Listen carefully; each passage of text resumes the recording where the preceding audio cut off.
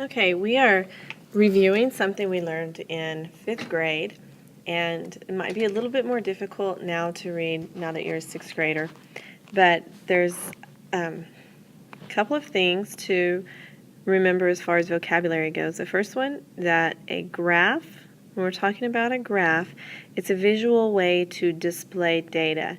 In other words, instead of having like paragraphs or lists of information, you put it in a graph and it's easier to read that way. A bar graph is used to compare data. Okay, there's a bar graph right there.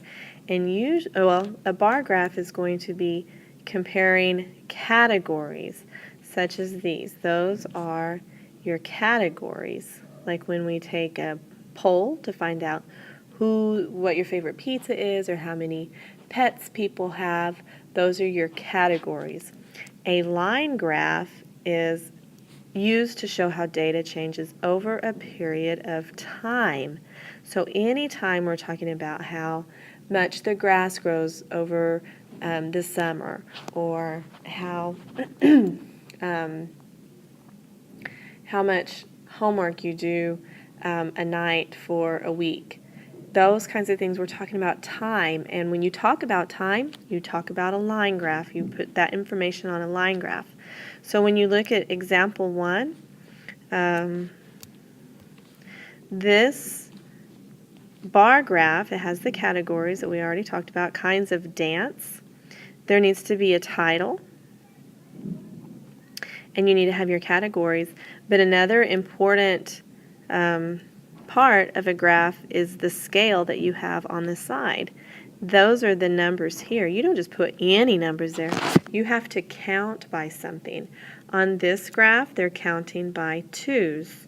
Even if they don't ever use the number 6, it still needs to be there.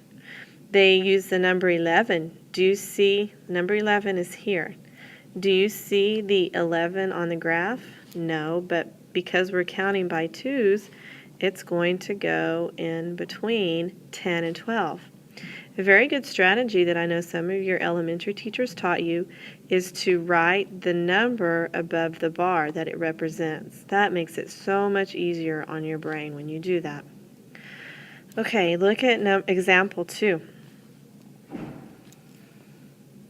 Example 2 is about Gwen's allowance from 2000 to 2005. Those are years, and because you're talking about time, you are drawing a line graph. Now look at this little thing right here. That is called a break, and that means that they skipped some numbers at the beginning. Look at what they're counting by on their scale. They're counting by the number 2. But did they start with 2? No, they started with 10. And because they started with 10, they jumped from 0 to 10 before they started counting by 2. They drew the little break right there so that you can see there's numbers missing. So that is called a break. Okay, look at the numbers on the bottom, the years. From 2000 to 2001, you can see that there was an increase. This increase is more than the increase from 2001 to 2002. How can I tell? Because this line, this piece, is very steep. Okay, that means that it goes almost straight up and down. The one next to it is not as steep. It's more sideways. So the ones that are more up and down, almost completely up and down, those are the ones where a change happened a lot faster. Okay, so let's look at number 1. We're not going to make these graphs right away. We'll do it on the next assignment. But number 1 has the categories. These are the categories here.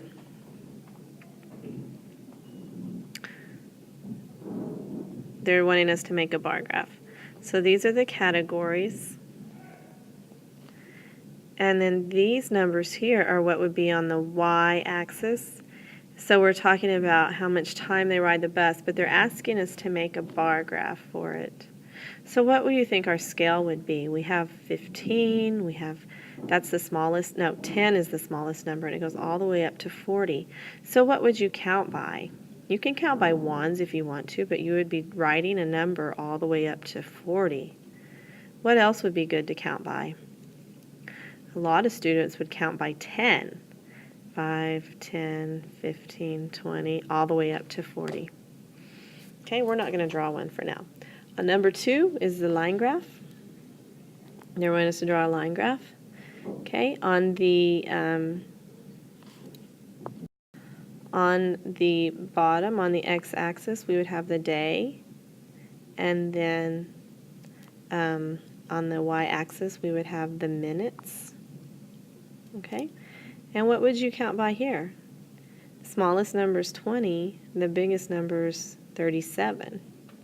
So you can start your y-axis with a break and jump from 0 to, let's say, 20, and then you could count by 2s, or you can count by 4s even if you want to. It doesn't matter as long as you count by something and stay consistent. Okay, remember our guiding question earlier said, when is it more appropriate to use, or when is a line graph the most appropriate type of graph to use? Remember, we're talking about time. So look at number 1. Are we using time on number 1? No. So we're not going to use a line graph here.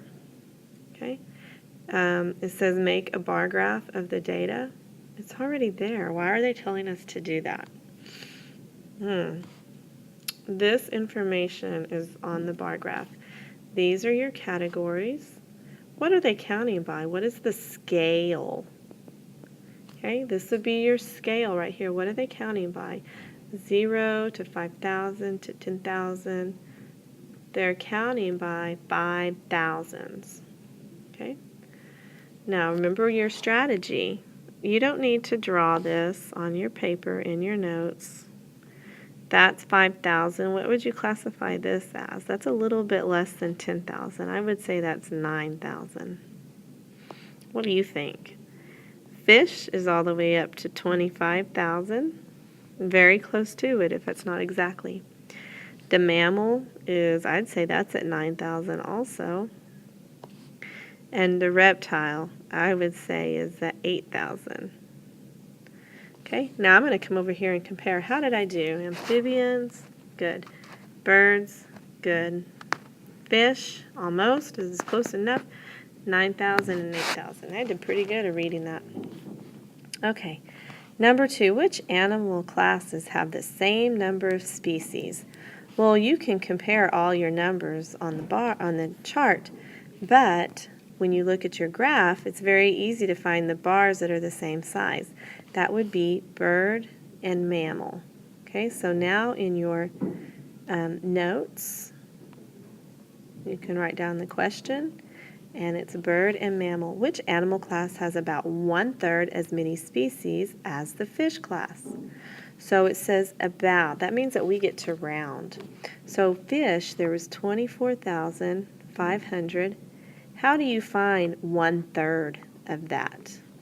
Well, you just divide by 3. And I'm going to round this instead of 24,500. I'm just going to make it 24,000 because remember it says about. So now we can divide that. 3 into 24 is 8, and then zeros everywhere else, so it's about 8,000.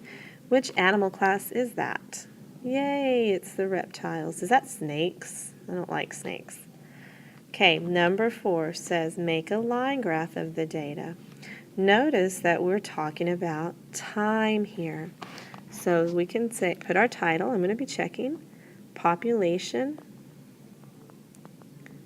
of D.C., District of Columbia. That's the Washington, D.C. That's what D.C. stands for.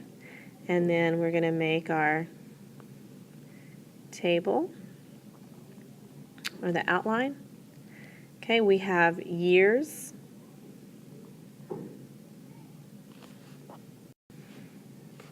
So that's 1960, 70, 80, 90, and 2000. And then what would we count by over here? I'd say that we can start counting by 500, and I'm going to put my break here, and then just start at 0 and then go 500, 550. I'm just going to count by 50s. 600, 650, and then 700,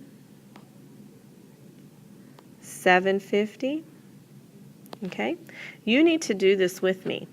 And then in 1960 there's 764, so that was up kind of high, a little bit higher than my line. In 1970 there was 757, so that's about at my line. In 1980 there was 638, so that's in between 600 and 650. In 1990 there was 607, so that's almost right there at 600. And in 2000 there's 572, so that needs to be in between 550 and 600. And then you're going to connect the lines. Describe the change in the District of Columbia population from 1970 to 2000. Did it increase or did it decrease? The population decreased sharply at first,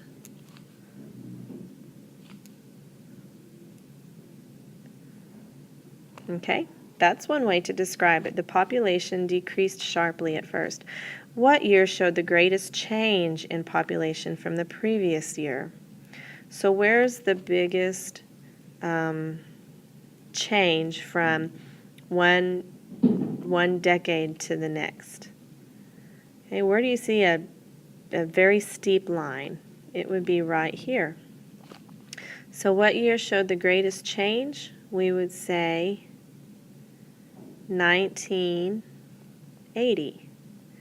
1980 when we saw that big drop. That doesn't look like an 8. 1980. Okay. Choose an appropriate scale and interval for the data set. And would this data set be best represented by a bar graph or a line graph? Okay. You are going to do these two on your own. I'm going to come by and check those.